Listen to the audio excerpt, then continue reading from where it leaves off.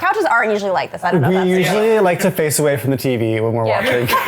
This is a very like Moira Rose way to watch television. Like, I find that if I don't look at the television, I absorb more. Hello, welcome to Queer Cinema Catchup. I'm Joe. And I'm Allison. And today it's a very special episode. We're talking about the movie Girl Interrupted, and we also have a special guest with us, Scott and Pete from Movies That Made Us Gay. Hello. Hi. Guys. Thanks for having us. Yeah. Thank you for joining us. Thanks for coming on. Oh, Merry Christmas. Merry Christmas. And Happy Holidays. I mean, it's Christmas, not everyone. not a Christmas movie. It's set around the holidays. There's a Christmas scene. Not a Christmas movie. There's multiple Christmas scenes in it. Yeah. Yep. Mm-hmm. We're doing Female Trouble also in the month of December as a Christmas movie. And there's even I haven't watched it, so I there's don't even know less that. Christmas in that movie. Not on Christmas. But release. Yes.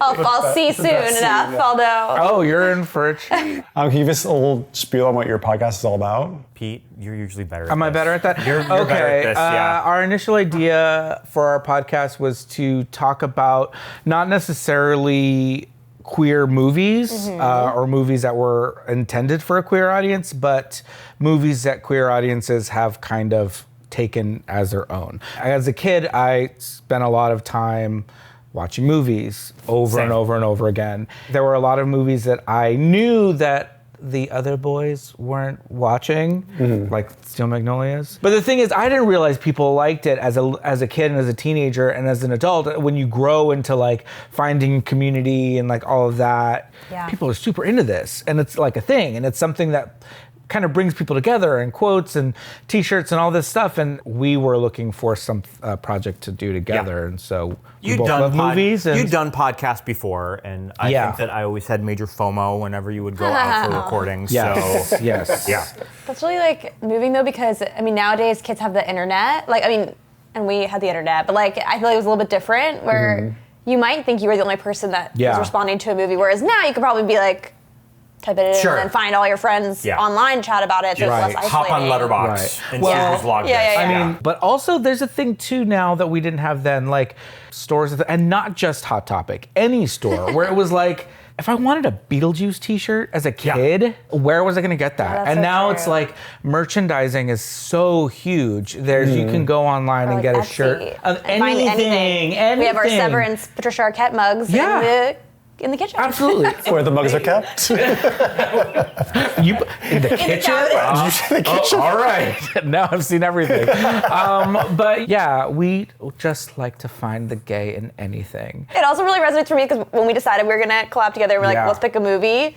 And I was like, your podcast is about movies that made you gay. And I was like, what movies made me gay? And I was like, I remember one time I saw a clip of Girl Interrupted on TV, and then we had to go to the grocery store. And then I constantly was looking on TV Guide to see when it would come back, and I saw it in bits and pieces, and I waited till my parents weren't around, because it's also like, it's very dark topics, and I was like, sure they wouldn't want me watching it. And then I was just like transfixed. And then I remember I went and got the book, and I was very disappointed because it's different, and like Angelina Winona dynamic is not the same, and I clearly was probably hoping to get more of that and did not. How old were you when you first saw bits and pieces of it? I was in Pennsylvania, so I was probably like 14, 15, 16. I think it's really exciting at such a young age, like 13, 14, where you're like watching these movies with really heavy adult themes. Like I remember like Girl Interrupted for me was one of those ones where I just like saw it and I was like, what is going on? This is not allowed for my eyes to see. I also remember the movie Cruel Intentions. I saw like bits and pieces of that. Oh, cool. And I like told Another one from 99. Yeah. The year 1999 has some of the most incredible And you movies know, of it's all so time. interesting that, I mean, there's that book that came out, Best Movie Year Ever, that looks at all of the big movies from 99 and all of the discussions of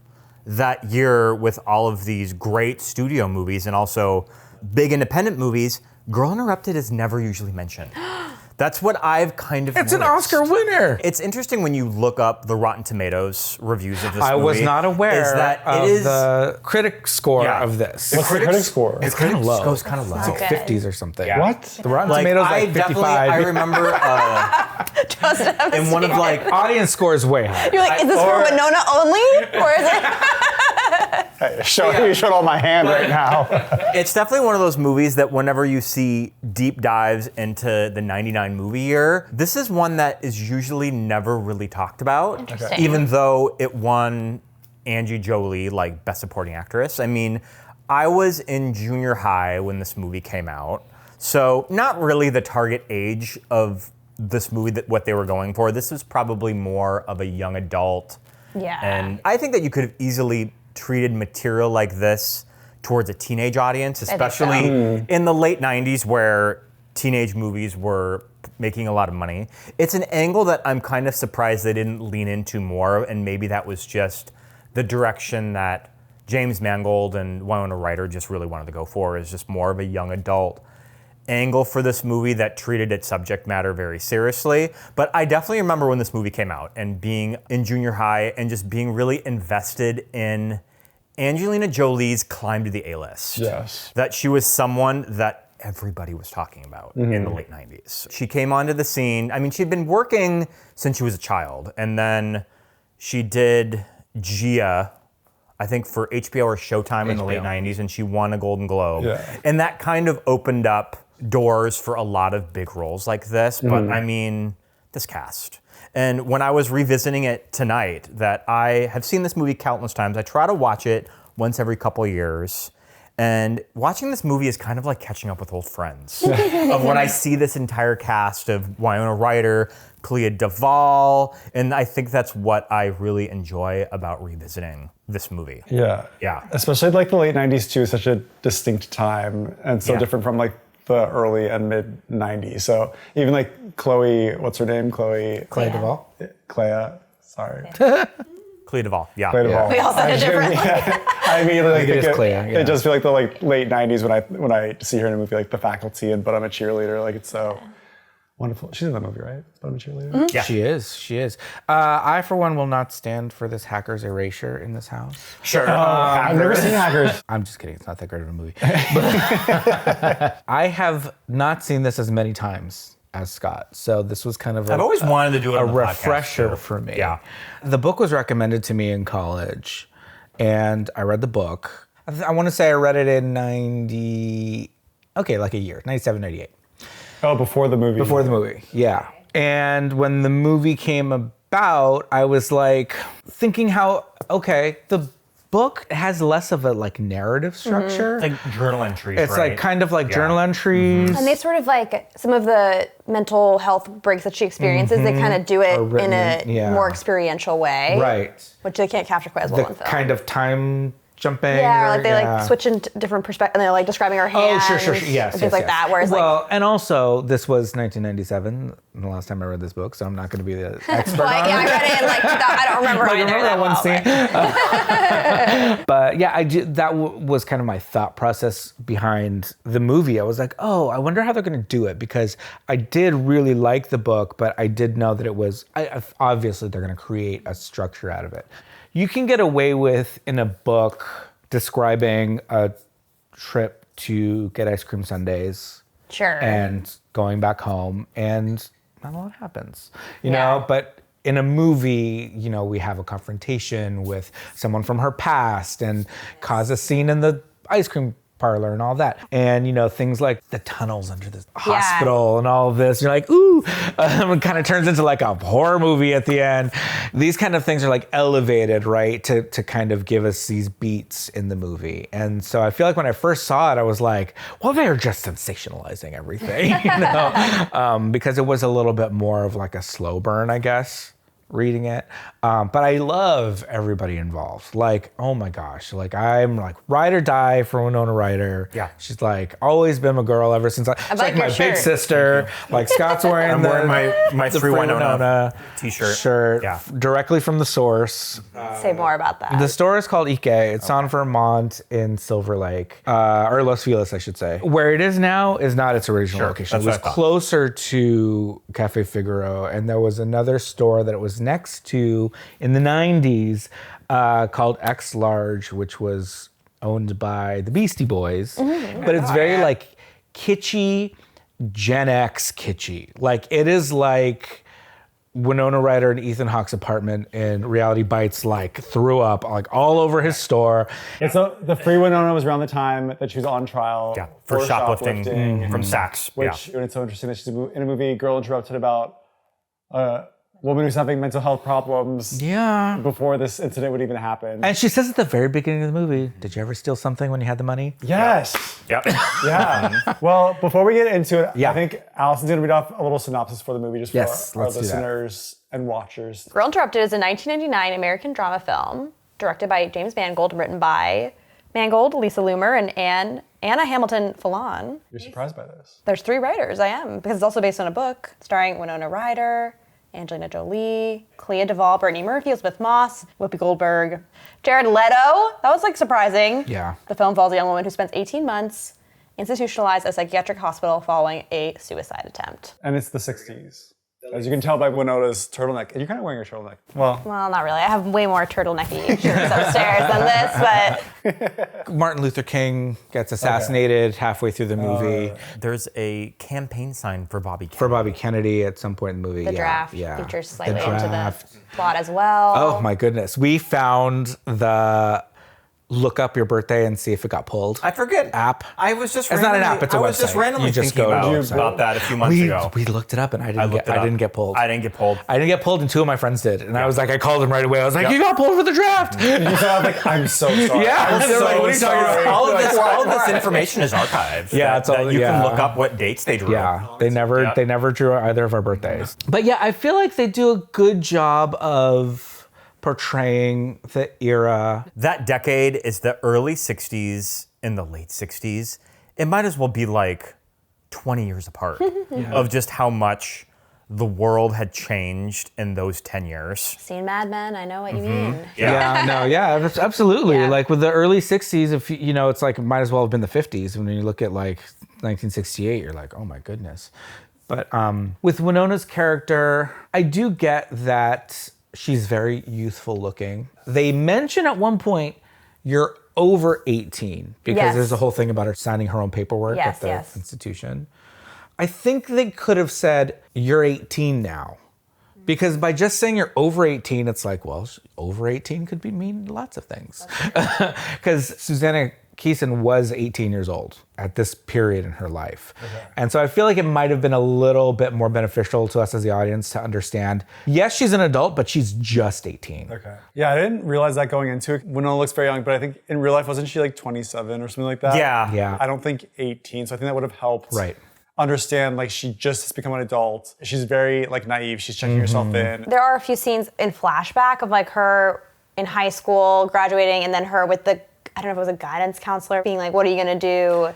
And then I thought it positioned her in between. She's like, well, I'm not going to go burn my bra and whatever she said. But it's clear that she's positioning herself outside of what is deemed like the normal path of going to college, but she's not able to commit to the other path or even the writerly path, which I guess is why she's diagnosed with being on the borderline of borderline personality disorder. But I did think she was young. Well, it's interesting when you look at Winona's career. She got the movie rights to this memoir pretty much immediately after it was published. That I think that she got it when she was probably doing a lot of movies with Columbia at the time, who ended up producing the movie. And probably the idea is that she would have been around 23 years old when she probably first thought she was going to be making this movie, and then they didn't begin production until early 99. Yeah, I pulled some information that said Columbia Pictures fought for the rights to the memoir. Winona had attempted to buy the rights, then partnered with Douglas Wick to develop it as a star vehicle, but it got stuck in development hell for 5 years. There were 3 different scripts that apparently didn't satisfy Winona and Wick. It seemed like it might have been hard to adapt. And it also seems like what you were saying about maybe deciding to lean into the YA of it all. It was more faithful to the book, and then they kind of beefed up the Lisa character change. Probably both because of how magnetic Angelina Jolie is and because it made for a more intense story. That's what's kind of interesting when you look at the movie is that initially it was developed for a showcase for Winona of that, are we gonna get her a 3rd Oscar nomination and have her win? Like, it was meant to be like a star vehicle for her, and then Angelina Jolie like signs on. And it just sort of becomes, I mean, much like the movie, it becomes the Lisa show. So, and Isn't even the movie cover, like, Angelina's like the bigger face on the poster? I think the Most of the posters I remember are just the close-up. It wasn't until like just Winona's the face. VHS box It's literally that they really put her on there. Yeah. Okay, Winona's so blown up, I don't even can't even see. Yeah, her but face. the All I see little is Angelina photoshopped Jolie. Angie face, what is going on? It's just like, oh yeah, and we have an Oscar winner. Yeah. I mean, honestly, So put her on the poster. this time when I was watching it, I was much more aware of like watching Winona for this movie and having the context that she got overshadowed by Angelina Jolie. But all the previous times I watched this movie, I always thought of it as the Angelina Jolie. Sure. Which is too bad because I feel like I would consider this probably one of Winona's like top 5 performances in my opinion. I like it If you were to kind too. of her best work, Yeah. I think that she's doing a pretty great job in this movie. See, this one's okay. That's good. I like the one where it's both of their faces and it's like divided down the middle. But Like Face Off. this one is Yeah. giving like That's what I remember. I mean, that's like the TV. blockbuster. That's like the blockbuster poster. this is graphic design is my passion. Like, what is going on, Mama? No. Very interesting when you look at the career of someone like James Mangold. Yeah. Is that Who most recently is doing the new Timothée Chalamet. yeah, he's doing an unknown. I mean, the month that this episode comes out, he's doing that Bob Dylan movie. Oh, he did Walk the Line, Ford versus. Oh yeah, yeah, yeah. So I mean, remember when James Mangold used to make movies about women Oh. and not like the Wolverine X-Men characters? and X-Men Yeah. characters, not like boy But he did movies, Logan. He was like nominated for an Oscar for Yeah. screenwriting on that. like screenplay. I like But, Logan. but you know what the kids can't wait to hear about these days is Bob Dylan's life story. That's what the kids are just They are chomping at the clamoring bit. for They're just it. like, when are we going to get the Bob Dylan story? Interesting career in the 90s that he did. He did that movie Heavy. He did Copland with Sylvester sure. Stallone. I've never reviewed either of these movies. Yeah, me either. That was the movie that he did right before Girl Interrupted. I believe that Kathy Conrad, who produced Scream, like he was married to. So I think that he worked a lot with Kathy Conrad Okay. at that He was time. married to the producer of Scream. Yeah, Kathy Conrad, who was one of the original producers of Scream. So they kind of Wait a minute. He directed Indiana Jones and the Dial of Destiny. I know, I saw that. Yeah. And then I also like, I'm having like flashbacks, like Kate and Leopold, Identity, like Yep. all these like Yep. early 2000s movies that I completely forgot about, but then I see them like, oh my Yeah, gosh. like he kind of started his career Leopold. as this director for hire. Okay. Just from this small independent film, it just got him all of these major studio movies. Oh, you love Identity. Yeah. Identity, I think it was good, I thought. Very interesting career, like going from Copland, Kate and Leopold, and Girl Interrupted. Like those are quite the 3 movies back to back. Yeah. I do think, though, that this movie is successful with the time jump aspect of her, you know. I think that you kind of need it for the character. Yeah, I think it does a good job of kind of illustrating kind of where she's coming from. I like the score. The score is really good. Michael Nyman. When they're like in the tunnel scene, Yeah. and they're I forget how the music sounds. Maybe Joe can find it and play it during. I think we'll get copyright. It's almost like wind chimes. Yeah. I was gonna say, I'll just play Wind Chimes. It reminds me a little bit of his score from, I think that he did The Ice Storm. Oh. I have not seen. So, and or The thought Ice about Storm kind of has similar elements. Okay. This guy? Yeah. He won Michael Dana? He won an Oscar for Life of Pi. There's a lot of animated movies these days. it. I like that movie. I like the book. Did he do The Ice I like Storm? the book and the movie. I don't remember the movie so much, but anyway, sorry. The book is shocking. The Ice Storm? Life of Pi. Life of Pi. We got a little. We're on our little boat right now. Yeah. Please don't eat me. I have not. I didn't read The Life of Pi. Oh, that's a little bit of a spoiler, but It's okay. I don't know if any of you will know the actress that plays Winona Ryder's mother in this movie, Joanna Kearns from Growing Pains. oh Yes. my gosh. I was like, this diva, I forgot she was in She this. looks very 60s. She does. They did a styling. really good job. Yeah. She's not normally a brunette. Okay. She's usually blonde, and she was in Growing Pains. I really liked the scene where the parents come for the therapy Oh my session. God. Is it genetic? Oh, Christ. Is 5 times more common among those with a borderline parent. It is more common when a parent Yeah. is a borderline that just kind of swivels. Yeah. I'm like, I'm getting out of here. She's just like, I gotta go wait outside. Yeah, this is too much. That scene too, Winona's in that scene, right? Yeah. I just remember she looking particularly just like tiny. She did look very I was small. like, Right. alarmed. They did a really good job. Just how they set up the camera, just really. She was like in an armchair by herself. Yeah. And that scene, and then the bathtub scene too. I was like, you look like just so small and frail and fragile. Yeah. But it's so wild to kind of see this depiction of mental health, right, in the 60s, and women's mental health in the 60s. Like, I can't imagine. Just mental health in general, like, you know, a psychiatric hospital in the 60s is scary as hell. Like, that's a horror movie, right? I mean, for sure. But then also focusing on women's health and women's mental health, it's like, I can't even fucking imagine. Like what Whoopi Goldberg's character said, like, this place is the Ritz, man. Yeah. Like, you don't know how good you have it here because... You could be the state, yeah. Yeah, I can't, like, the state of, like, modern medicine and, like, doctors, like, just taking women at their word, and when it comes to mental health issues and all that, like, it was probably pretty grim, right, of a time. And for him to have a diagnosis and to have told her parents, like, over the phone, and not even tell her about it. And she's like, what the hell do you mean borderline personality? What is it? What Yeah, is she has that? no Why idea. do they know? And like, I don't even know.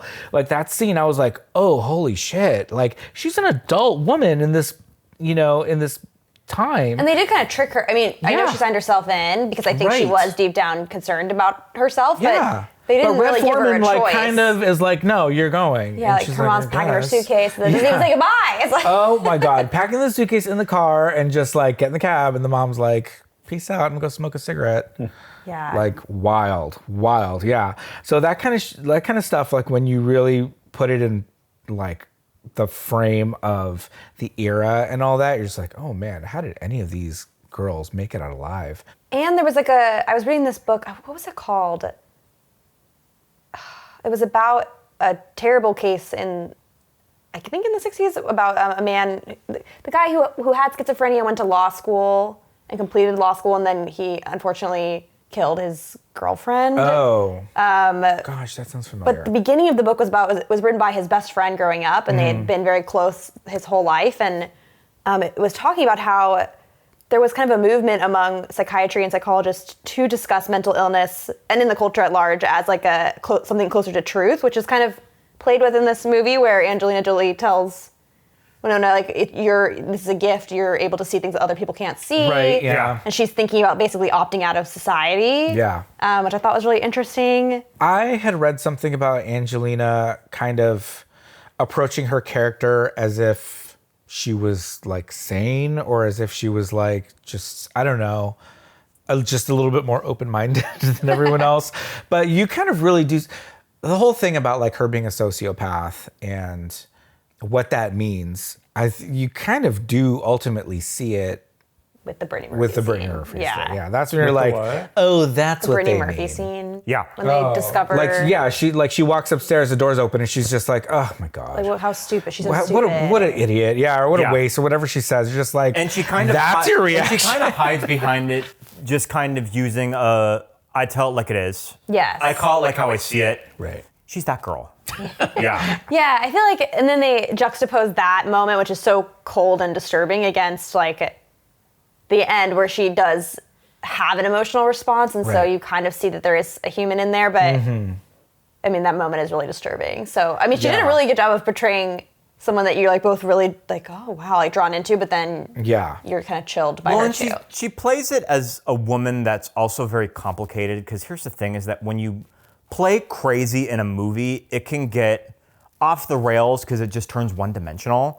But there's a lot going on with this woman. Like, there's a lot going on with this character that it's really just hard to nail her down. Is she a sociopath? Like, kind of these terms that I think people use very broadly, but they're very complicated. Well, I think they explore that too in the book. Like, there's another another woman who comes in the book who's also named Lisa. And she's like, well, I'm a sociopath too. And Angelina's Lisa character is like, shut up, she's a faker. And that's that moment's actually really interesting because she says, no, you're just a dyke. And then they have this moment where they're like, the other girl's kind of like looking at her like, Yeah, so I'm wondering if they kind of brought like pieces of those I think things. they did. And now the sociopath is like not even a clinical definition. Yeah, so it's right. like, I don't know if it might have been What's back the then. clinical definition? Antisocial personality disorder. Okay, and I think borderline personality is still kind of I think that is a thing. Yeah. It's like very stigmatized, Right. but it is like women are diagnosed with it more often. I was gonna say, So isn't there one of those is, things that's like a woman's disease? It's like, it's kind of like hysteria. Yeah. Then I'm sure it's real because still, who knows that? I'm no psychiatrist, but I was really interested by Angelina Jolie. I just think she dominates this movie just because she's so interesting to watch on the screen. And like you all are saying, does she really have like this antisocial disorder? Is she like as like calculated as she seems at times? But then there's like, I really go back and forth in this movie, which is why it makes it so interesting to me. Because like at one moment it's like, oh yeah, she seems to be really focused in on Brittany Murphy's character and like intentionally attacking her. But then when like Angelina Jolie like goes off on her own to escape, she's like caught and brought back to the clinic. Like she has no ability to like take care of herself. So there's like something that's out of her control. And that's where I find her to be like, while she just feels so like dangerous and I'm just so scared every time she comes on screen, I just like can't look away. I'm just like so interested in like watching like what's going on with her. And there really is like a whole, like it's a whole different kind of mental crisis that we see that's very different than like the crisis that Winona Ryder's character is going through. And Brittany Murphy's character is going through. And all the other women in this movie, they did such a good job on just making everyone feel so like different and specific, which is why it's so impressive. I will say they listed in some summary what their disorders were, and there were a few that surprised me. Like, okay, borderline personality disorder, sociopathy, pathological liar, that's Elizabeth Moss. Someone who... Pathological liar is Oh, no, it's Clea Duvall. Yeah. And then Elizabeth Moss, they said she had schizophrenia. And I was like, what? And then Brittany Murphy had suffered abuse and also had OCD and was addicted to laxatives. At the OCD part, I was like, I didn't really see that represented.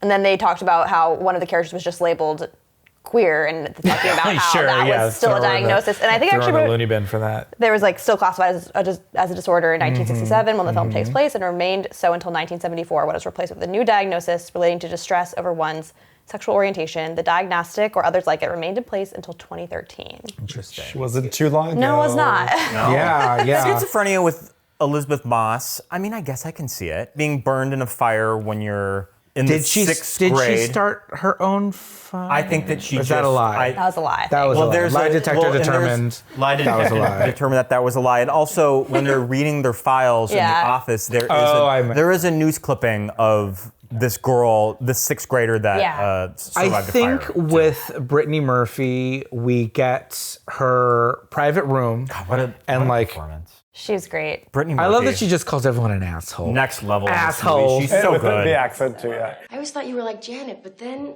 here you are with this fucking chicken. So, what's with that, huh? My dad owns a deli, asshole, with a rotisserie. I like my dad's chicken, and when I eat something else, I puke. With her private room, and then even in her apartment later on, there's this idea of a place for everything and everything in its place, kind of, which I relate to. But I can kind of see like the hints of like OCD of just like everything is very orderly. The chicken, I feel like, is like a very OCD behavior. Having and like to not keep wanting the to eat in front of carcasses, people. yeah. I thought was like really interesting. Like why it had this control, Right. like, extreme control over things that. Yeah, I guess I was just don't quite filtering make it all sense. through like there's something that's so out of control and damaging in her life, and so that was her way of. In my mind, that's kind of how I understood it. That was her way of like Of keeping order together, It's like her and that's- coping mechanism. and that's kind of something that goes along too. I think with anorexia, from what I've read, is that like it's a control issue and not necessarily like a weight or an image thing. It's like more of a control thing. So yeah, definitely. and there's also the Angela Bettis character who doesn't get enough praise in this movie. She's the anorexic girl that she. Oh yeah, she She's was a fucking really. shrub. Fucking shrub. Yeah. They won't give her clothes until she eats. It's interesting when you read on Wikipedia, so you can take it with a grain of salt, of just all of the actresses that were either considered or read for stuff like this. I mean, I was reading Reese Witherspoon. I think that Rose McGowan says that she at least went in to read for James Mangold, which I was thinking I could kind of see Rose at that time being a really good Daisy. Actually, I have it Reese Witherspoon, Christina Ricci, Katie Holmes, Gretchen Mol, I don't know her, Kate Hudson, Gretchen Mol, yeah. 13th Alicia floor. Witt, Sarah Polley, Rose McGowan, and then it said, Rose McGowan said, quote, "It's the only decent thing out there that doesn't involve your taking your clothes off." Courtney Love. Not Courtney Love. Alanis Morissette, Parker Posey. Joe loves Parker Posey. I think Parker Posey was offered Lisa and she declined it. It does say that, actually. Yes, turned down the role. It just would have been such a different movie. But yeah, it's just kind of interesting when you read all of those names and you kind of make a different movie in your head. Maybe if Winona felt like, I have aged out of this a little bit and I'm just going to produce it, maybe this would be starring Christina Ricci. I don't know. Oh. Yeah. And then Christina got Prozac Nation a few years later, and that was a big stinker. So I feel like a lesser movie would have kind of maybe relied a little bit more on like each girl and her kind of illness or whatever. And like tried to shock you. I mean, it did a little bit of that. But Everybody gets their very special moment where they teach the audience about whatever disorder that they've been diagnosed with. Yeah. I could see it going in a very heavy-handed direction with the script. But some of the critical responses, they did think it was like, oh, each little girl has like her problem and da-da-da-da. And then they kind of said it was like a knockoff version of One Flew Over the Cuckoo's Nest. And I definitely think the reviews had a lot of sexism in it, I guess. I mean, it's easy to compare it to One Flew Over the Cuckoo's Nest for obvious reasons, but I mean, it's kind of derivative. I think that critique is reductive. Reductive, that's the word I'm looking for. It's just, it's easy to go there. But I just want to touch very briefly on, I mean, are they really trying to telegraph to us with Angelina Jolie, like, look at her hair. Of course she's crazy. She cut her bangs herself. Look at this wig. I'm just like... I was staring at that. I was like, what's going on with that wig? But it seemed very fitting. And it's so like ratty. And it's not just the bangs. It's like all like... It's just like really striking to see her with blonde hair. And I feel like her arms are so like skinny and spindly. I mean, but that's Angelina's body type. Yeah. She's just very like frail looking kind of. Yeah. But there's a lot of power. No, absolutely. And that's the way she carries herself and her acting choices of like the body and all that. She's got those Jon Voight lips. I just want to give... Mama, I was like, when she strapped down to that bed at the end of the movie, Winona walks in and she's laying down and the camera's looking right down the barrel. I'm like, this is some Kylie Kardashian. Get the hell out of here. This is... Get this some lip gloss. No, but why in the early 2000s were we just like... Yes, absolutely. She woke up that way. Was she not? I don't know. I feel like it was just like... I feel like they're real. Like, I think she's like... She's always had that face since she was a little kid. There was a back in the Vine days, there was a video going out of Angelina Jolie, a picture of her when she was like a kid. Okay. I'd say that she looked a lot like Steve Buscemi, but even in Sure. I've seen even in those like photos from like grade school, like her lips are crazy. Yes. Okay. All right. Fair enough. I mean, Jon Voight has that face. Fair enough. Mm-hmm. But yeah, she just has such distinct features. It's like very much so. I mean, the fact that she's just an incredible actor is amazing. But like undeniably would be a model just because they're just like such extreme features. Yeah. I was gonna say, does she really have any business being a blonde? Like you said, it's kind of jarring to see her with blonde hair. Yes. She was blonde in, what's that movie? Something's Life or Something Like It. Oh God. Where she's a newscaster? Where she's the newscaster and she has that big like... She has like a Marilyn Monroe type hairstyle. That's another one that's a little crazy, but I will say this movie may be garbage, but in the Eternals, the wig is right. Like the blonde... It's right. It sits on her. It looks good. She called Nicole Kidman's wig. It could very well be a Nicole cast off. Like it's right. Mm-hmm. It's right in that movie. So do you know what I was reading a few months ago? Elizabeth Moss did a podcast. I think that she was on Kelly Ripa's podcast, and she talked about the production of this movie. Oh, I should have said. Of maybe not contentious, the relationship between Winona Ryder and Angelina Jolie, but I definitely think that she described as the set being in two camps. Were you team Winona Ryder or were you team Angelina Jolie? Wow. And just kind of this unspoken divide with all of the girls of which one are you closest to? Well, now I want to know who was on whose side. She said that she was never that cool enough to be a part of Angie's team. So she said that she just kind of like... Which is like what I'm on Winona's team, but... I really wish I had been on Angelina. Wanted to be, Which is kind of a mean thing to say in an interview. But yeah, and I think that maybe that was just when they kind of saw, Angelina is kind of walking away with this movie Yeah. as they were making it. But yeah, I always just thought that was interesting. It would have been a very interesting set to just walk around and talk to people. Totally. I mean, this movie is just also so interesting. As we mentioned, it stars Winona Ryder, Angelina Jolie, Brittany Murphy. Like after this movie, all their careers are kind of shifting. Right. Right? Like, and I feel like where Winona's flame is kind of going at, like some unpredictable things happen in her personal life, which kind of affect her career, unfortunately. And then Angelina Jolie's career is like shifting quite the opposite way, where she's about to become like the biggest Hollywood star, whereas like Winona Ryder like dominated the 90s. Like she was just like in all these movies. As she like survived the 80s, went into the 90s, you think that she's like gonna be in this movie that's gonna get her an Oscar nomination. She doesn't get it. And Angelina not only gets nominated, but she beats out all these other surprising supporting actors in 99. Solid category that year. It was a really, Yeah. our beloved, what's her name from? Patricia? The Sixth Sense. Oh, Tony. Toni Toni Collette. Collette. So off the top of my head, Angelina Jolie wins for Girl Interrupted. Toni Collette for The Sixth Sense. Yep. Catherine Keener for Being John Malkovich. Chloe Sevigny for Boys Don't Cry. And the big gag that year was Samantha Morton for Sweet and Lowdown.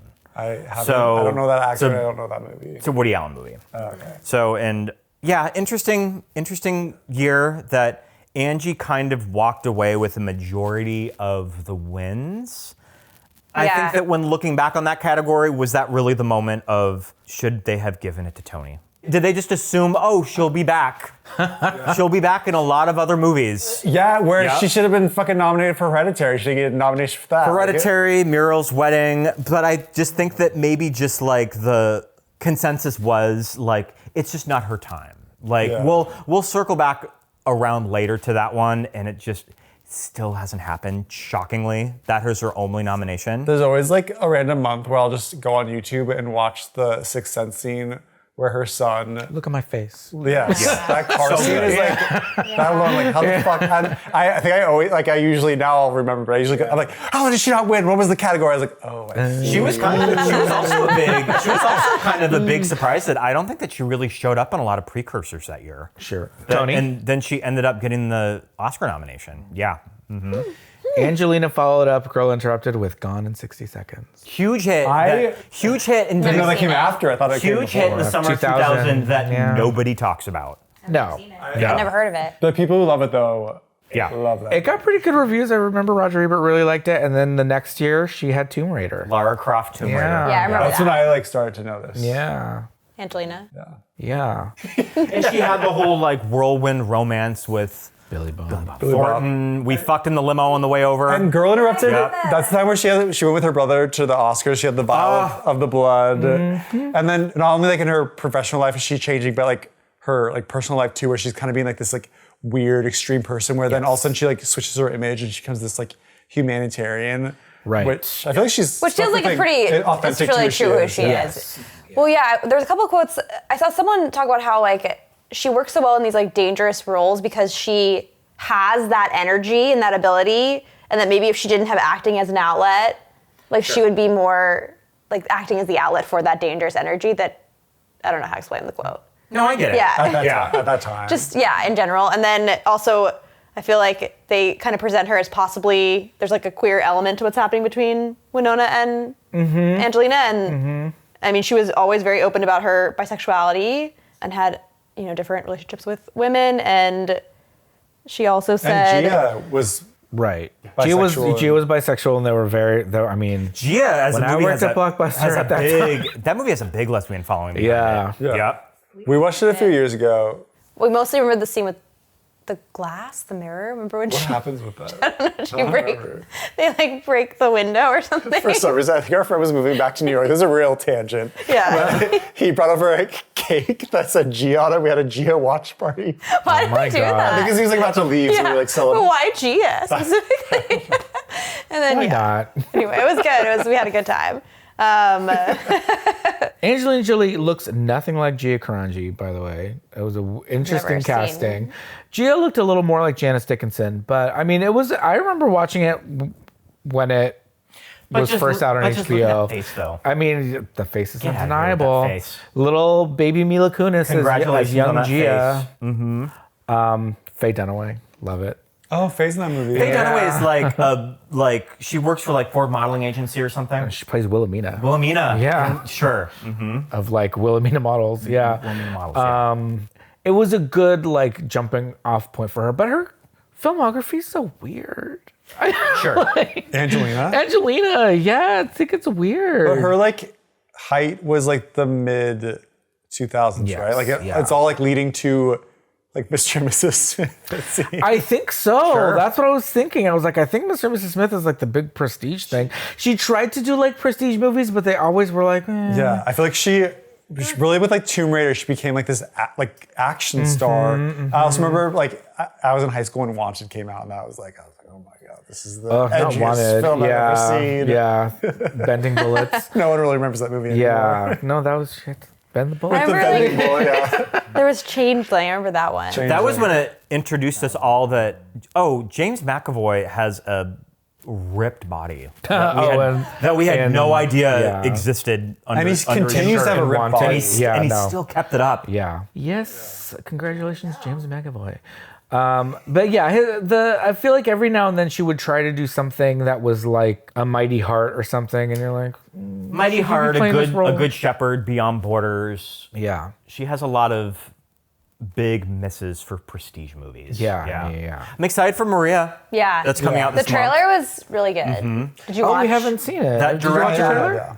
I mean, yeah, I've seen it. I've That seen it. director usually has a reputation of getting his leading actresses Oscar nominations. It happened with Natalie Portman for Jackie and Kristen Stewart for Spencer. So, But even with Angelina Jolie's strange filmography, the 2000s were just like the time of paparazzi, and she just was like undeniably. She's gets with Brad Pitt. There's all the drama happening with Jennifer Aniston. Like it's just like a whirlwind, like insanity. And she just was. Even if she's not in movies, you're just hearing about her all the time. yeah. I would even make the argument that there's a lot to be said now of this newer generation that movie stars don't really exist anymore. Yeah, they're like the last big movie IPs stars. are the new movie stars. I would make the argument that Angelina Jolie is the last movie star. Yeah. Of that, this is someone with star power. Yeah. That I can't really think of anybody since Angelina Jolie that's really made that type of an impact in film. And then, like we said, shifting into this humanitarian role and having all of these kids and everything kind of harkens back to like Mia Farrow and Audrey Hepburn and these like big movie stars that like, it's kind of following this path of like, that's what you do. They don't really make these huge movies anymore. They Yeah. just kind No. Yeah. of put their efforts into humanitarian and family. Yeah. And like Jackie Kennedy and like all that, just like becoming personalities. I would agree with that for the most part. That it's more like the IP that is drawing people into the movies, not necessarily the movie stars. I think there are like the rare exceptions, but still nowhere near as much as it was with like Angelina Jolie. But like Timothée Chalamet comes to mind. I feel like even like it's like whatever. I feel like there's like all this gossip about movies that he's in, and there's kind of intrigue, and people will go for that. But yeah, nowhere near the degree of like Angelina Jolie. And then I was trying to think. I was like, I feel like there was a recent movie where like people did come to the movie because of the star. And then I'm like, oh wait, it was because it was Michael Keaton and Beetlejuice, who's from like the 80s and 90s. And even with a lot of the Marvel guys, like all of the Chris's, it's like their movies outside of these big IPs usually don't do that well. Yeah. So like I mean, not always, coming but out like, by and large, nobody PU. really gives a shit about Chris Hemsworth movies if they're not Marvel. Yeah. Yeah. I think maybe somebody like Zendaya is kind of going in that direction, or at least they're really gunning for it. But like really, at the end of the day, do I give a shit about Zendaya and like Tom Holland showing up somewhere? They're no Brad Adorable and Angie. relationship. No, it is an adorable relationship, It's and very they are sweet. both cute as a damn cute. button. Yeah, they're very but cute. they are no Brad and Angie. I'm curious Like, where someone by like no Glenn means. Powell's career is going to go. Because I kind of get movie star energy from him. So I'm kind of curious of where he ends up going in his career. Yeah. I was so excited for Twisters. Then We for some never saw reason, it. didn't end up ever seeing it. I don't know. I got know some bad why. reviews. No, because we were supposed to go. We didn't go because we had something else to do. But then and I heard from friends that they didn't like it. That was I kind of see, I corny, see. and then I like lost all motivation. Yeah, but Twister is pretty fucking corny. It is corny, yeah. Come on, let's be real here. It's the Twister sequel. It's a perfect movie, but yes, it is corny. Yeah. It's stupid. Do we watch it every year? More than once? Absolutely. Did we Do we have it in upgrade to 4K? Yes. And that's the one starring Helen Hunt, not Holly Hunter. We have a hard time. We're always like, which one is which? All right, yeah. So what elements of the book do you two remember that they put in the movie? Like, you remember this section of a journal entry. I do, and I remember they were saying at the end, she kind of went through more of the people she saw again, and she did see Lisa on a train. Like out and about, right? With a child, Yeah. She seemed quirky but sane. And then I remember, I don't remember this, but apparently there's like a Daisy character who does commit suicide, but it's not tied to this kind of like horrible moment of instigation and bullying. And finding her. That wasn't her. They just were told. I remember she was closer to her roommate, Georgina. She's closer to Clea as a friend. They were just more like tight with each other. And that was kind of minimized for this relationship with Lisa. I don't think that the head nurse was black, but I love Whoopi in this movie. She's so good. I miss Whoopi. I know we haven't even talked about Yeah, Whoopi. I miss her being Yeah. I love her big crocheted poncho that she's wearing. I do like that. It's cold in there. And I think for It's a role drafty. that easily could have gone cliche, I think Whoopi really reels it in. That I think it's like, that's a great character. Yeah. I think mostly what I remember from the book is that it just being a little bit more, not slice of life, but a little bit more just like... Vignette-y. Yeah, vignettes, and this is kind of day to day, this is how it went down. And you know, you like I said, you can get away with that in a book. You can get away with just the description of her time there and not having there be like these, you know... They can't like building to this chase scene with like a weapon, or whatever. Yeah, a needle? syringe. Like, what's going on? What's in the syringe? Who knows? And running away. And, all of that stuff. It's really dramatic. Yeah, I think you need that for a movie, and it's fine. I'm not saying those scenes are bad, but I'm just saying in the book, I felt like it was a little bit more, like you said, almost like episodic vignettes. And I think it might have been because Susanna Kaysen, she was writing a novel, and then she was like, I don't remember a lot about my time in the psychiatric hospital. I'm going to go track down my records.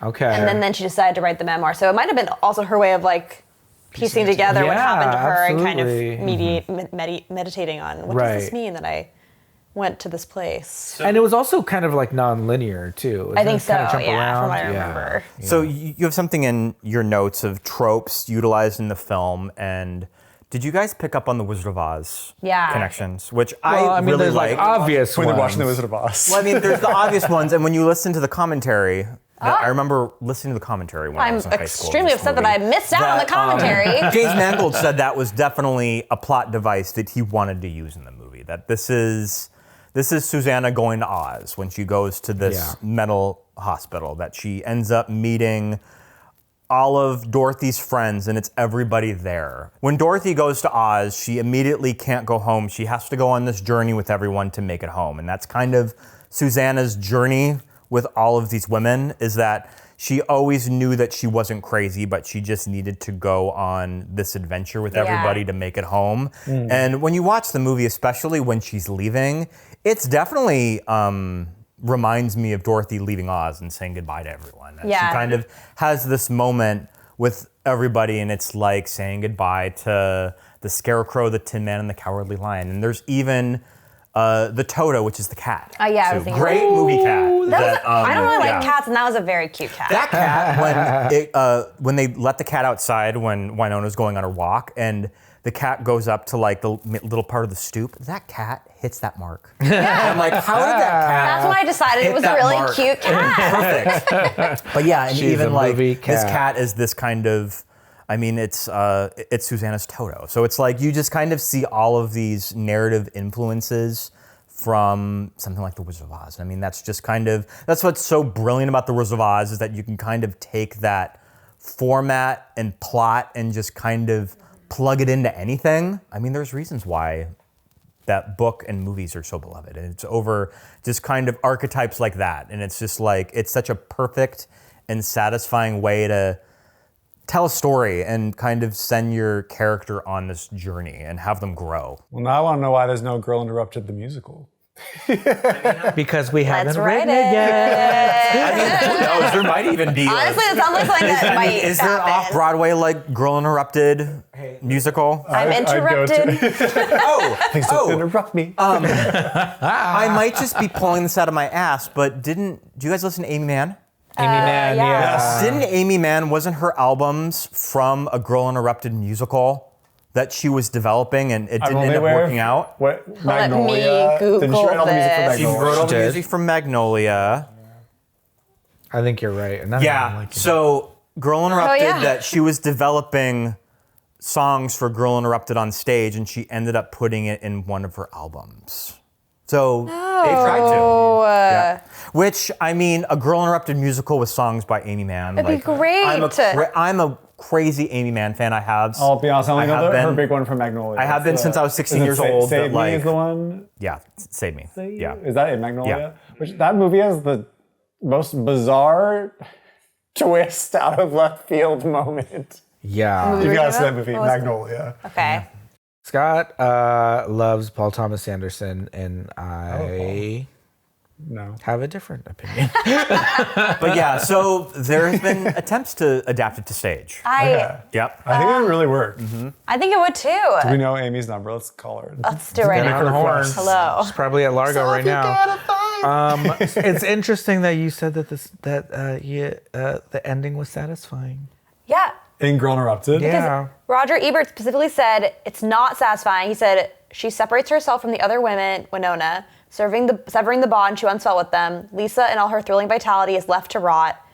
Ebert, he did not say that. This is an article. Ebert sagely describes what's so disappointing about the film's conclusion. They're insane and she isn't, and that deprives the film of the kind of subterranean energy that fueled its obvious inspiration, One Flew Over the But Cuckoo's I Nest. always took it that she says it a lot towards the end. I'm cured. Yeah. Right? Or some sort of variation of you're no longer mentally ill. But I kind of took it as her kind of saying like, that's kind of a bullshit. Like, how are you cured? I think that's true. I think And I kind of took it as her character, like, facetiously saying like, I'm cured now, everybody, so I get to go home. And then she also said too, like, when she told Elizabeth Moss to keep the cat, she's like, I'll come back and pet him when I have therapy. Yeah. So she's gonna keep seeing Vanessa Redgrave periodically. Yeah. Because she lives in the town. So I don't see it as her kind of like distancing herself from the girls. I agree, because I feel like this whole thing was like, it's about choice for her, she, and the idea that the purple people quote from the guy Right, yeah. she kind of sees the party, like he just told people he stopped seeing the purple people. It's like, And then let them go. depending on how severe your symptoms are, you might never lose that part of yourself that feels different or is struggling, but you're like, I'm choosing to step into reality, quote unquote. You could also kind of take that too as like, well, maybe a male mental patient can be like, well, I don't see him anymore. Like, good, cured, like, bye. we don't believe you. You're still crazy. Yeah. I guess it's like the Lisa thing that I think that part makes a lot of sense. Like, she is so dangerous and full of life, and they code her that way, and then they kind of code her as queer, and then she's kind of like trapped and strapped to a bed. And Winona's like, all right, you're gonna come see me someday. See you later. This has all been cute. Well, what other? And I can't picture like a different ending. I can't Like, I either. feel like that's how it has to. I can't either. I like the Lisa's ending. gonna get a tragic ending, and Winona's gonna go free. That's kind of like what I'm expecting. Yeah. going into the- Another thing in the book too, I think Brittany Murphy's character was a little bit more like comes and goes. Like, I think they made it a little bit more like the voluntary aspect of it. I see. And Brittany Murphy would be like, oh, she's back and she's going to hang out for a couple of months and then she leaves. Interesting. And so I think in reality and with Susanna, the person was able to just be like, yes, I'm leaving, but again, I still need help. And I believe that there is no cure. Like, I don't think borderline personality disorder can be cured. It's just that you learn how to manage your symptoms. Yeah, it's like alcoholism, Like or ADHD. Yeah. You just get better at handling it. You have good Yeah. days, you have bad days, but you're never going to be cured of these things, like these brain. And like the fact that we see them as like a disorder. I mean, I think in the movie's like asking us to think about that. Like we're saying it's wrong, but it is just like your brain works differently or whatever, or your experiences have made you respond differently to the world, and that's okay. So Angelina Jolie won an Oscar, as we've said many times. I'm assuming they played like a scene from the movie. I know what it is. You know what it is. What? I'd be curious, before you answer. Yeah. I'd be curious what everyone thinks that the scene was. What a fun Because I don't know either. I'm question. pretty sure that I know what it is. You're right. I remember when you said it. I was like, yeah. I so you said know- it. I you know said it exactly as we were what it is, watching the movie. So, what scene do you think it is? Well, when I was a kid, I just was obsessed with. I'm pretty sure I might have even memorized the dialogue because it was so scary to me. But when she's like, "Everybody has so many buttons and they're so fun to push, but why doesn't anybody push my buttons?" Sure. Why doesn't anybody ever press mine?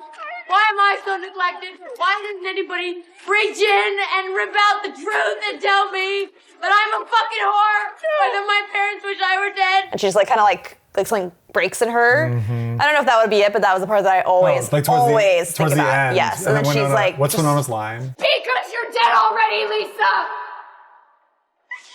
Your heart is cold. That's why you keep coming back here. You're not free. You need this place. You need it to feel alive. It's pathetic. The whole exchange is just like really electrifying. And then Angelina Jolie's like, "Ah!" Yeah. It's like so disturbing. It's like, is that like an animal dying? What's going on? I do remember them going on Or the to Brittany Murphy scene, talk yeah. shows a lot, and the clip would be, "I'm gonna cut my jugular," and Whoopi saying, I'm gonna jam "Not my this jugular, right my aorta." aorta," Yeah. and Whoopi Yeah. saying, "Your aorta's in your chest." And she goes, good to know. "Good to know." And they would show that a lot That's on a good talk one. That's a good shows, one. Okay. or like Entertainment Tonight or whatever. So I have that in my brain as just like the clip. Okay. But I don't know that they would show that at the Oscars. For me, like what this scene also, I don't know if they wouldn't show it at the Oscars, but for me, what I feel like where I'm like, she deserves an Oscar for this. Her like cruel to delivery to Brittany Murphy in the scene when like Brittany Murphy's going to bed, and Angelina Jolie's line delivery of like, and everybody knows Yeah. that he fucks you, and like that, like it's so the way And she that you like it. the inflect, and that you and but they don't know is you like it, and like her inflection on all of that is just so like every time I watch it, it just like makes my like spine just like so like upset, and you can like even just you just feel like that if you were Brittany Murphy that's like. The most devastating thing The you've most heard in devastating, your yeah, life. that you're trying to like push away, Yeah. and that she can like see right through you is like horrifying. So like for me, that would be that's the clip where I'm like, she deserves an Oscar for that, but she says fuck, so I don't think they can. Yeah. So I believe that the clip that they showed for the Academy Awards broadcast was where you're first introduced as an audience member to Lisa, and she gets out of the car, like she's been on this joyride doing who knows what. She makes it back, and she finds out that her best friend is not there, and someone's and someone's now in the room with Clea Duvall, and it's Winona Ryder, and she comes in asking about where she is.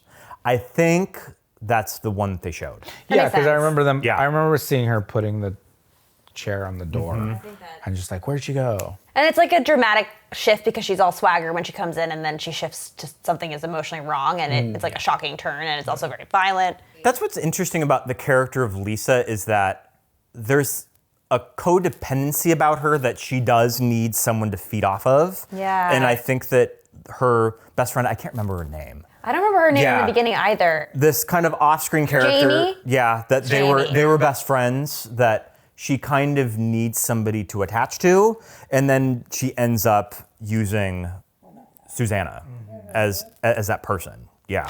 Oh yeah, because when they're leaving, and she's like, "Come on, Jamie," and she's like, "I'm Susanna." Yeah. Yeah. Yeah, she's in the hallway. I'm Susanna. Okay. When did they have that little kiss? Is it at that weird party? They're in the car. In the car. And then I didn't remember that at all. Yeah. But they were driving, and then Winona takes a blunt someone offers her and smokes, and then she like feels excited, and then she like just turns to her and kisses her. Yeah. And then the next scene, they're in the bar, and Lisa's kissing some guy, and yeah. Susanna's stuck with another guy, and she's like, Lisa, where are you going? Yeah. And then Lisa steals from the guy, and they Right. They get in the car. It was the convenient Volkswagen microbus filled with hippies. Yeah. Yeah. Like they like walk off the ground Going to Woodstock, of man. the facility. Wherever they are, yeah. Want to ride? Yeah. It's I didn't like even think about that. all along the watchtower is like playing on the 8-track. You're like, oh, okay. Well, I thought it was very interesting at the beginning of the movie when they're kind of jumping around with her graduation and all of that. And I guess we said as like a guidance counselor, and you're the only person in our class that's not going to college. I was like, the only person. Yeah, I feel like at that I time, think a it lot was of people then, didn't go to and college. women. Yeah. It was more like I think my undergrad school. I'm actually gonna look it up. Like they started admitting women kind of shockingly late. Well, maybe the 60s at that point was kind of the end of that era of women going to college to find a husband.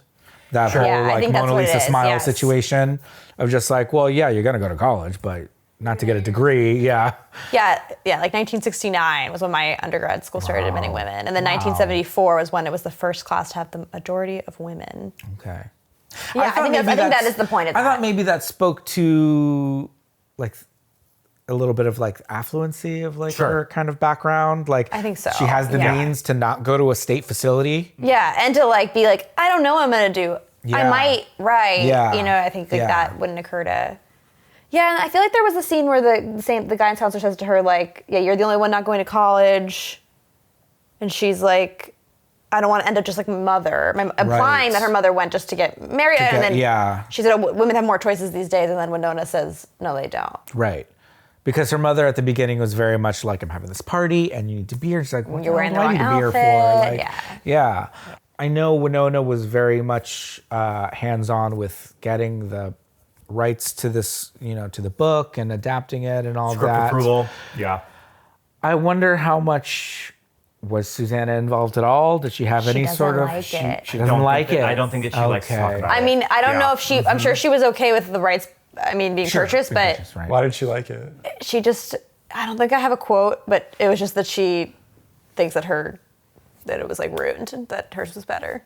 Sure. I mean, I can see that, especially if it's your story. And it's like her personal story. Yeah, and so then I they guess turn it that's, into this narrative that you're like, that didn't happen, that didn't happen. He wasn't running around with a sociopath Yeah. and making girls commit suicide. I wasn't doing that. yeah, I can see that. I can see Yeah. that. Okay. That's, I mean, well, that is what it is. I do think with Winona, just the parallels still with what's happening in the movie to her own life, and we talked just on like the like shoplifting, but then also just like her like uncertainty, even in spite of all that. It's like really interesting her career at that point. Like she was like started in Beetlejuice, she like ramped up to, well, I guess she was in movies before Beetlejuice, but she like ramped up to like the 90s. She like kind of transitioned into like Reality Bites, and then she was in the Martin Scorsese movie Age of Innocence. Age of Innocence. She was like a taxi driver in another movie too. She was like, and then she was like in The Crucible. I never saw that movie. we saw it in school. I just rewatched The Crucible. Yeah. Is she good in that? The Criterion Channel had a Winona Ryder subcategory that I watched. Here's the thing. Winona was like ubiquitous in the 90s. She was the biggest star. Everything. Bram Stoker's Dracula, Night on Earth was that fucking Jim Jarmusch or whatever. But from that kind of stuff to like Little Women, and you know, she had a big hand in like picking and choosing. She was able to do that. But I feel like if you really get down to like brass tacks, like if we're really gonna look back on all these roles, she's playing a variation of Winona in a lot of things, which I'm okay with. I'm okay with that too. I love her. I mean, she's great. you could say the same thing about classic movie actors like Katharine Hepburn, You or know, Cary Grant. You like go to show up to like watch like this person and like let's see them in this situation. Let's see them in this Right, situation. right. So yeah, there's like nothing wrong with that. But I feel like with like Girl Interrupted, it does seem to be like she's trying to do something else. And for me personally, I feel like very aware of it. And I don't know if it's, I think that I'm also bringing a lot of my like present day knowledge of like all that I know of Winona Ryder up till now. Like, and even like, there were things even in Stranger Things where I was kind of like, why? Like I just was. Joe kind of feels like there's something false about her. But I just feel like she like feels like, I just feel like she feels really self-aware. so I can see that. I can see Yeah. that. Is like what I got. I can see that. There was a interesting, like some of the criticism, I mean, everyone was like, oh, this is Angelina Jolie's movie, but then when they talked about Winona Ryder, some people were saying or some critics were saying like, maybe this character should have been a little bit edgier and a little bit more like the world sucks and I'm, and more like prickly. But when you see Winona, because she is just so sweet and lovable. They try to do that in the movie. I don't know if she I just feel like I'm watching Winona be uncomfortable having to do this in this movie. Yeah, it was don't get me wrong, I love Winona Ryder. And Versus Her Hands is one of my favorite fucking movies. I love her. Yeah. But there's just like something where I feel like I'm aware of that, and I don't know if it's just because it's 2024 and I'm like reflecting back on this, because also at this time too, she's like starting to be like in TV shows. Like she's popping up in like Strangers with Candy. She popped up in Friends. I was like, what is like Winona, the movie star, doing in these TV shows? Like I feel like I don't know if this is true, but it kind of seems like she's like really uncertain about her career. She's just trying to be like in all these different like variations of things. She pops up in like Mr. Deeds, where she like in like a broad comedy. It was like, what's going on? That like, was a weird choice. It just felt like I felt like she was kind of like losing who There was that she movie is. Lost Souls with Ben Chaplin. Okay, which didn't do too well, That right? did not do very well. Yeah. So I just think there was like she had this like such a like banger after banger movie, and she was just so distinct. And then it's like when she was like trying to I don't know like what came first, if she was like going through like a mental health crisis before, or if it's like her whole movie career was like kind of falling apart, and then the mental crisis, like I just don't know what happened So first. I think something you could say, like, you go back to Heathers, which is made immediately after Beetlejuice. She's like 16 when she's shooting this movie, right?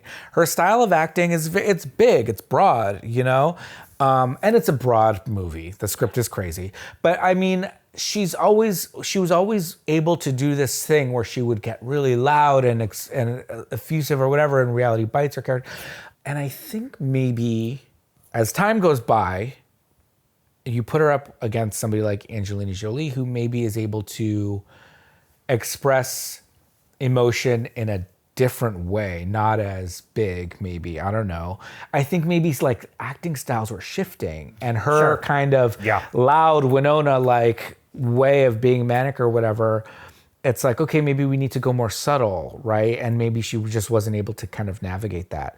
Like I said, the Whoopi Goldberg character is not characterized as black in the book, right? And in this movie, it's mainly just Janet who kind of is like has some little like racist quips to her, right?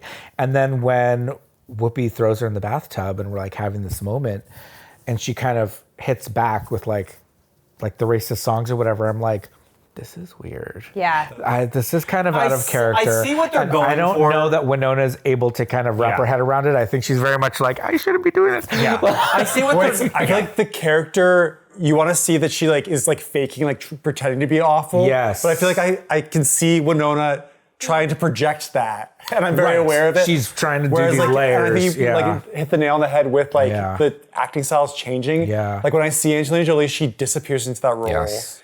Brittany Murphy disappears into her role. Whoopi Goldberg like they all just like so like powerful and like so strong in what they're doing. That was the rest of the quote from that critic was something like, she should have been a pricklier character, someone you could believe being kind of chip off the on the shoulder.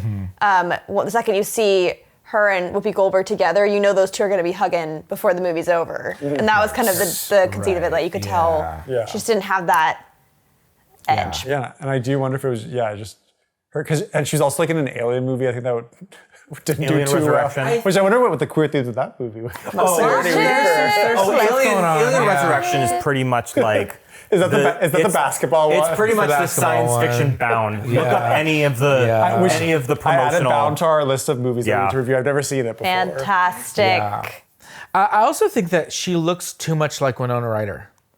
Yeah. Like, I don't know that this pixie cut is really selling me 1967. But so I I see watched, what you're saying. And so I'm just like, I just see her. like 90s Winona's plopped into the 60s, whereas everyone else kind of, Give her a little wig, give her something to telegraph. We got a blonde wig. She could be got a redhead. wig, Come on. Why not? Do you think that if you were to do another pass at this material, do you think that it's kind of lazy now to just say, make it into a miniseries? But I feel like this is a book that would probably work really well.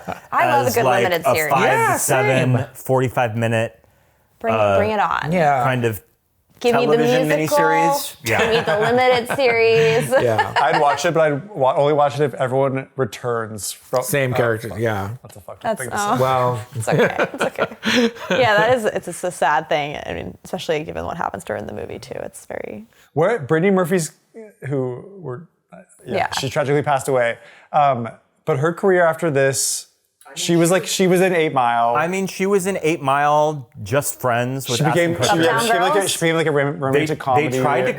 They tried to make her into a leading lady. Yeah. yeah. In But the then early 2000s. towards Yeah. the end of her life, I think she was like in the Ramen Girl. She was like all these kind of like independent movies. Right. And I don't know. I would be interested to talk to Brittany Murphy at this time because I'm sure that her people at the time was like, you're going to be the new Lucy. You're going to be a leading lady. But I would say that Brittany Murphy is best utilized in these little character bits. I mean, this is the same year that she's in Drop Dead Gorgeous.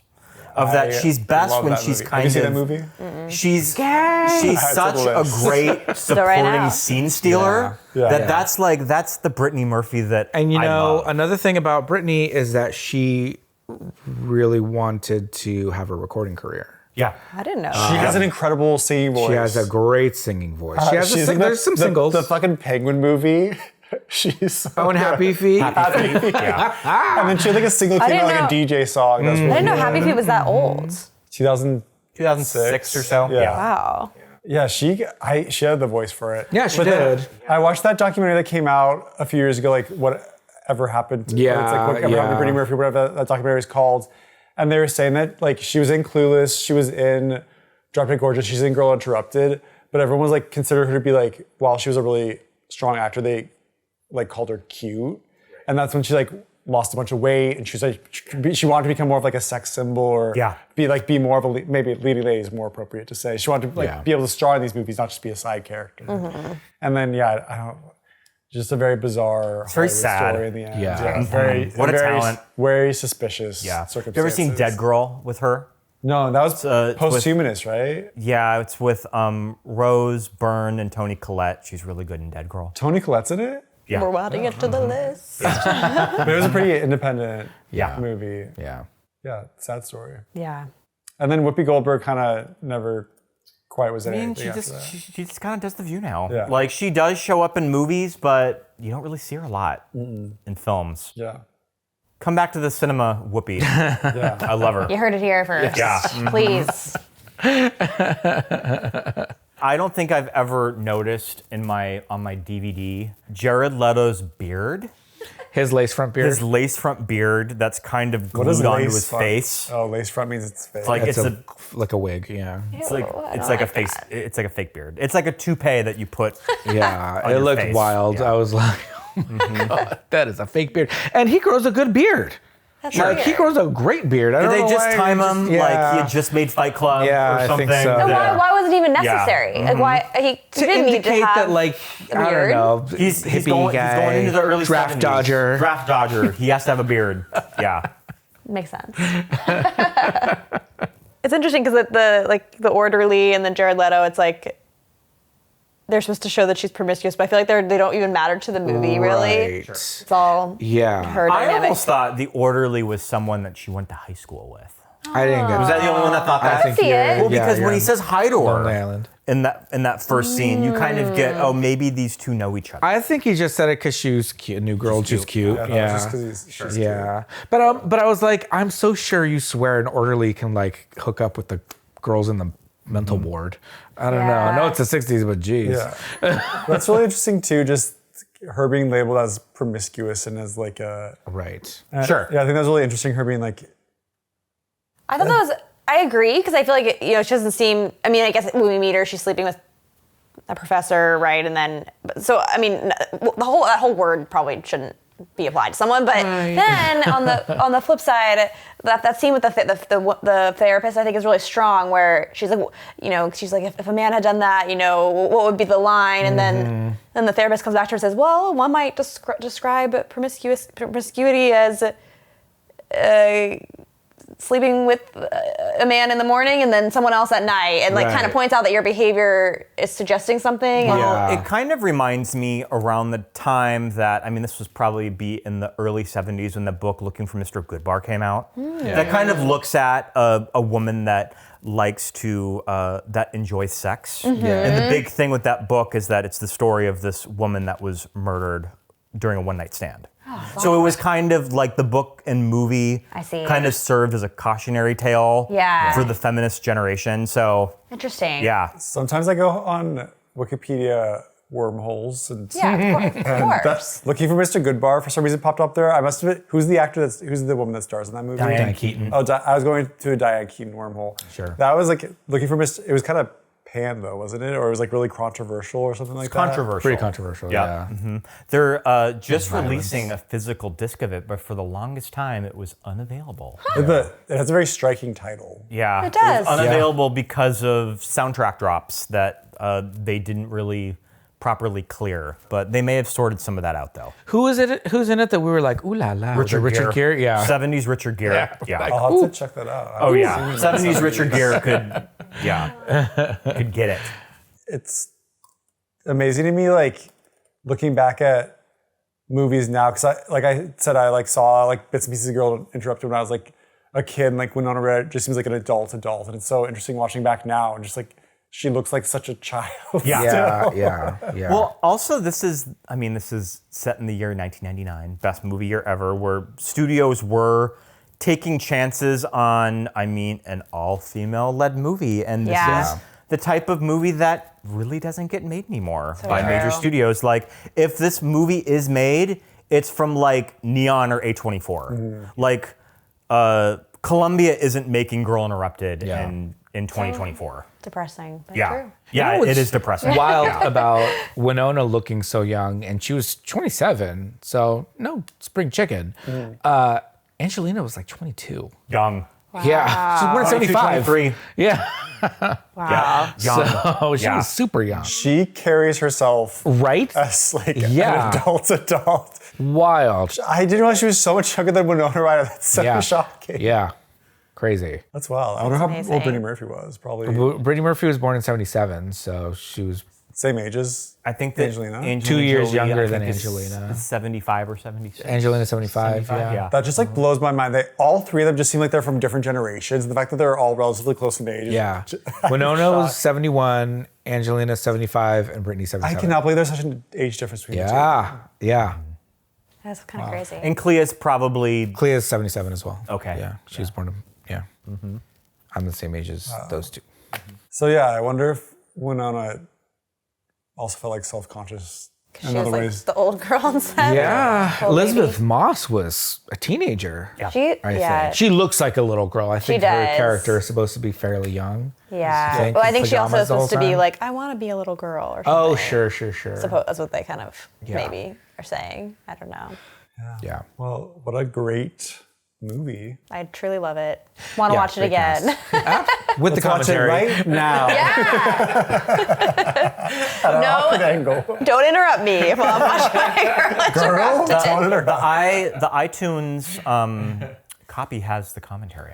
too. Great So to if you bought it off know. iTunes- Maybe I'll when I'm flying home for Thanksgiving. There you go. But yeah, just like I kind of want to see James Mangold start to transition from making, Indiana Jones to like smaller movies like this. I guess that the Bob Dylan movie is kind of a step in that direction. Yeah. Is kind of doing a kind of more. But he's done Walk the Line, so it's like another I hate to say music modest. bio. Yeah, that's true. Because both Walk the Line and A Man Unknown, is that what it's called? It's called, yeah. Yeah. Just, they are these huge biopics. So, That's true. yeah. A Great Unknown, right? Oh. Isn't it? I thought, what sounds right. Yeah, they Sounds both all sound sounds right. Yeah. Yeah, I'm curious if. Probably the name of the song, I'm curious so. if it works out for Timmy of getting another Just Oscar life in nomination. general. Life in general. things work out for pulling- Timothy I'm pulling for Chalamet. him and Kylie. Are they still a thing? I don't know. Yeah, she's actually. flying back and forth to New York. So weird. The Kardashians. Really? So The weird. Kardashians are like they latched onto that one of that like. What do they talk about? This kid is the What moment. do they talk about? I don't get it. I don't get it. They don't talk. They did officially I think that Selena Gomez did say that she wasn't talking about I remember that. them at the Golden Globes. That was kind of funny. in that little. So according to Selena, I guess that she's gone on the record, or she did an Instagram post about it, that she wasn't talking about Of course Kylie not wanting to take a picture of her. She claims that Lies. she says that 2 of my friends hooked up, and that's when like Everyone was like, Taylor was just like, what? And was she talking about Martin Short and Meryl Streep? And I just love that she refers to them as my friends. that's adorable. I love this interpretation. So I guess allegedly that she wasn't talking about Kylie. I'm into both interpretations. Yeah, I forgot about that. That was pretty funny. Oh boy. Is for a whole younger generation, the Gen Zers. I mean, I would like to hope that like the letterbox Gen Zers are very familiar with the career of Winona Ryder pre-Stranger Things. I don't know, because Winona that's the said thing. on the press tour for Beetlejuice that she really appreciates Jenna Ortega because she actually loves film and knows about it, and her other co-stars who are young don't. So She was talking about Millie. We love that quote where she's just like, "Oh, I'm gonna miss everyone. I'm gonna miss my boys. I'm gonna miss like Maya, and I'm gonna miss Sadie and Sadie." and all the boys. And she didn't say nothing. Oh my gosh, that's crazy. Because their moment in the first season so heartwarming, like when she helps her. Yeah. I think about it often. I don't know if anybody else remembers that scene. That's sad to me. I mean, I always remember when they announced Stranger Things, they didn't even announce the title. They announced it in the press. The press releases were Winona Ryder Netflix series. Whoa. So I mean, that really says the star power of her, of that the lead in the press was not the title. It wasn't the Duffer Brothers. No one really cared about them. It was her. So yeah, which I still love. I do. So, Stranger Things, when it came out, it just like popped up on Netflix for me one day on like a Sunday really or well something. done. And I was like, what is this Stephen King-based show? And I was watching it, and I was in Seattle at the time, and my sisters were like in Portland. They were like supposed to drive up from Seattle. I was like, you guys, this show, Stranger Things, is really good.